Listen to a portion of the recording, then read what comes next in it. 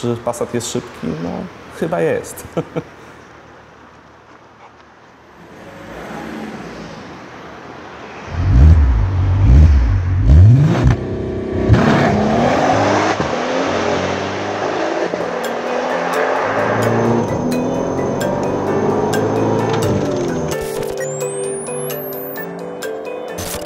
Około 3 sekund do setki, od 100 do 200 w okolicach 6-7 sekund. Wydaje mi się, że to jest całkiem przyzwoity wynik.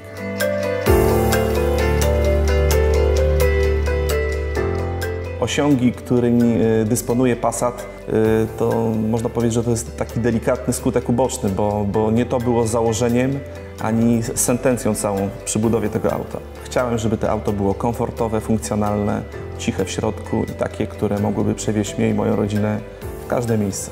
Auto jest dokładnie takie, jak sobie wymarzyłem w 100%. Posiada moc około 600 koni. Idealny samochód na co dzień.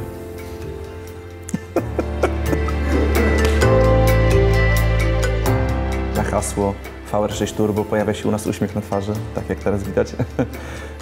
0,4 litra pojemności więcej od poprzedniego R32, no dla nas brzmiało to fajnie.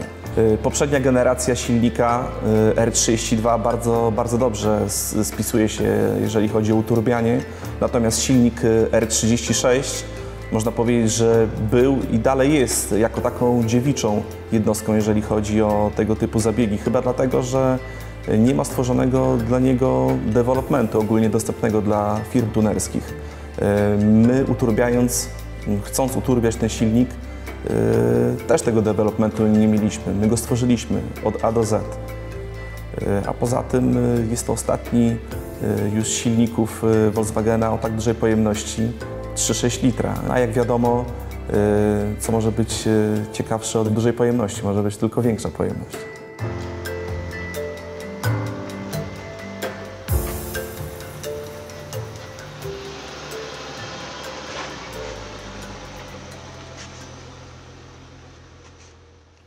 Pierwszy moment, gdy wsiedliśmy do ukończonego auta, szczerze mówiąc nawet nie pamiętam, jakie emocje towarzyszyły mi przy odpaleniu pierwszym, czy nawet po pierwszych przejażdżkach, gdyż auto już w wersji doładowanej jeździ bardzo dużo. Na początku były to niższe moce od 400 i sukcesywnie testowane kolejne stage aż do mocy 670 koni. Setki godzin odsiedzianych na hamowni przed komputerem. Komplikacje i porażki były przy budowie tego auta jak najbardziej. Największym problemem był układ FSI, który w seryjnym aucie jest przygotowany na niską moc. Ale jak to się mówi, każda porażka jest nawozem sukcesu, czego naszym dowodem jest ten Passat R36 Turbo.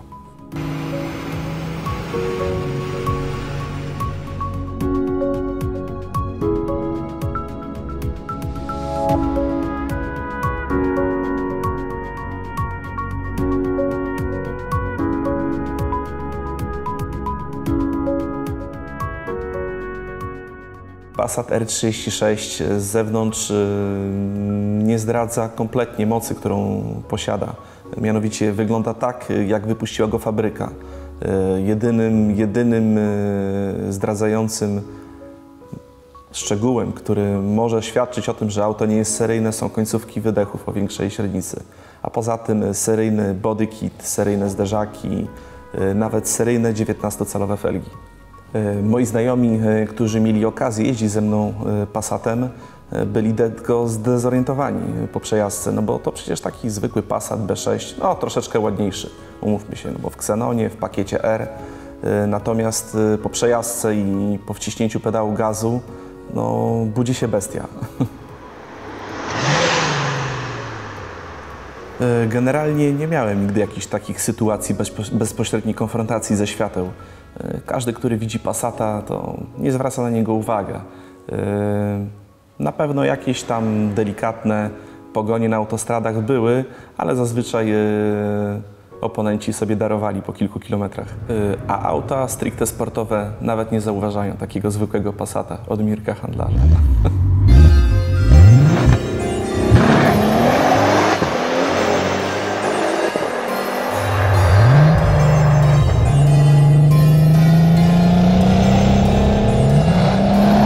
Generalnie przy budowie tego projektu Wyznacznikiem nie był rodzaj nadwozia ani auta, ale silnik 3.6 FSI VR6. Ten silnik, który właśnie nas fascynował. Najodpowiedniejszym egzemplarzem dla nas jako tunerów było nadwozie, w którym ten silnik był montowany poprzecznie. Do tego skrzynia DSG. To było właśnie to, co nas interesowało. A więc tutaj wybór jako tako był zawężony. Mogliśmy wybrać nadwozie Skody Superb, Volkswagena Passata CC lub Volkswagena Passata B6 R36.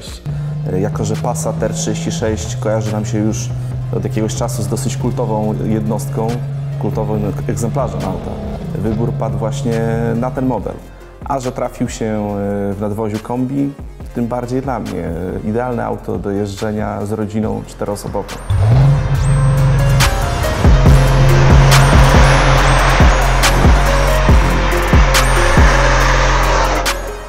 Modyfikacje przeprowadzone w aucie są czysto performansowe. Lubimy fabryczne rozwiązania, więc stworzyliśmy odlewane kolektory wydechowe i ssące. Skrzynia biegów DSG zmieniona na 7-biegowy model o znaczeniu DQ500. Zawieszenie to kit Bilstein oraz stabilizatory HR. Pierwotnie po uturbieniu auta układ hamulcowy to były Big Brake Kit o średnicy 365 mm i zaciskach 6-otłuczkowych Brembo, które niestety po jakimś czasie nie nadawały się do tej mocy. Z racji, że jest to silnik na bezpośrednim wtrysku FSI, cały układ zarówno niskiego i wysokiego ciśnienia został przebudowany przez nas. Układ wydechowy trzycalowy na 3 tłumikach z zamontowaną dodatkową klapą wyciszającą, którą steruje komputer silnika. Silnikiem steruje fabryczny komputer MED9, który jest rozbudowany o szereg funkcji, takich jak sterowanie turbosprężarką, sterowanie klapą wydechu, o której wcześniej mówiłem, oraz niuanse takie jak knock light widoczny na desce rozdzielczej oraz programowalna procedura startu. Dodatkowo przełączane poziomy mocy od pierwszego do trzeciego, w zależności jaki poziom mocy chcemy wybrać.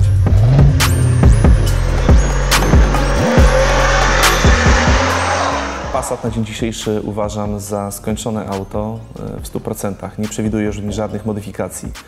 Natomiast buduję kolejne auto, które już będzie bezkompromisowe, jeżeli chodzi o osiągi i moc. Ale o tym wkrótce. Natomiast nie oznacza to, że Passat pójdzie w zapomnienie. Będzie dalej służył